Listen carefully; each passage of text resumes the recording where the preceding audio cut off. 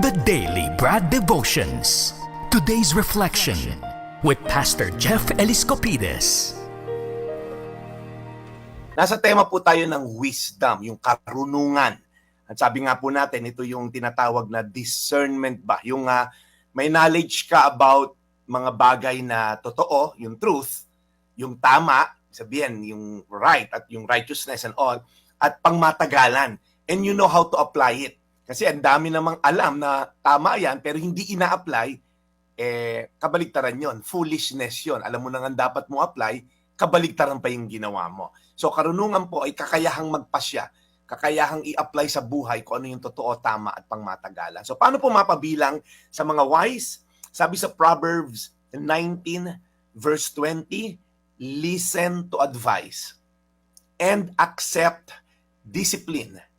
And at the end, you will be counted among the wise. Wow! Ano po ba naghahadlang sa atin? Konting kaalaman lang po. Ano ba naghahadlang sa atin para makinig sa advice, sa payo, no? Or mag-accept po ng correction or discipline? Well, number one is pride. Isa po yan sa pinakamalaking dahilan kung bakit ayaw natin na tumanggap ng correction at advice. Minsan niisip kasi natin, mas marami kong alam sa iyo. Sino ka ba? Ako ganito, may tinapos ako, aral ako sa ganito, mataas posisyon ko. May warning lang po ako, no? Hindi ngunit mayaman ka, hindi ngunit may posisyon ka, nakopo mo na lahat ng kaalaman sa mundo. Di ba? May tendency tayo, no? Pasintabi lang po, hindi kung ano pa man. Minsan tingin natin sa ibang tao pag di nakapag-aral or mababa sa lipunan, parang feeling natin, mas matalino tayo sa kanila. Maaaring may alam siya na hindi mo alam.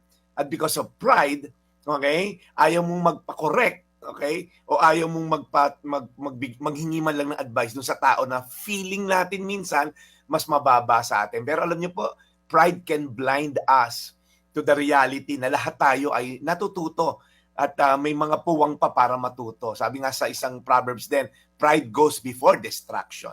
Pangalawa pong dahilan, fear of judgment or rejection. Maraming tao yung takot tumanggap ng correction dahil niisip nila, pag tinanggap ko yung correction niya, ibig sabihin, hindi ako mahalaga or hindi ako magaling. Baka i-reject nila ako. May judgment kang iniisip na baka hindi ako mahal ng mga tao na to, ba't ako lagi nakikita nila.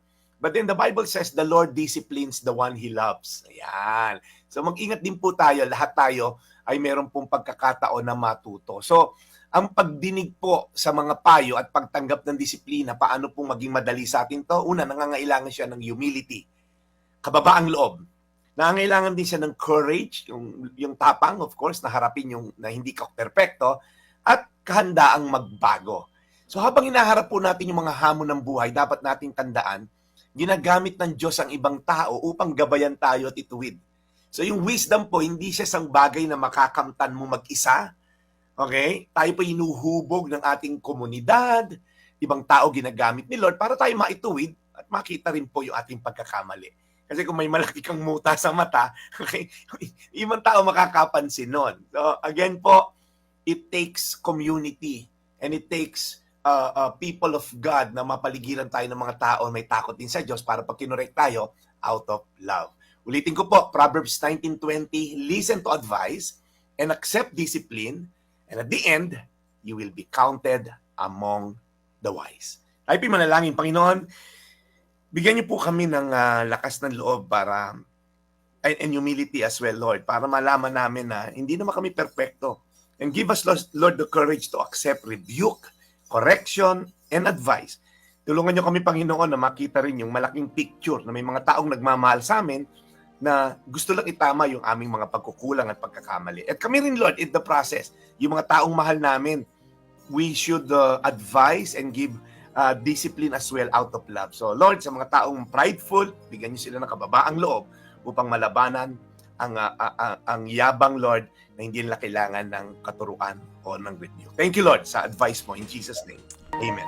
The Daily Brad Devotions. Today's reflection with Pastor Jeff Eliscopides.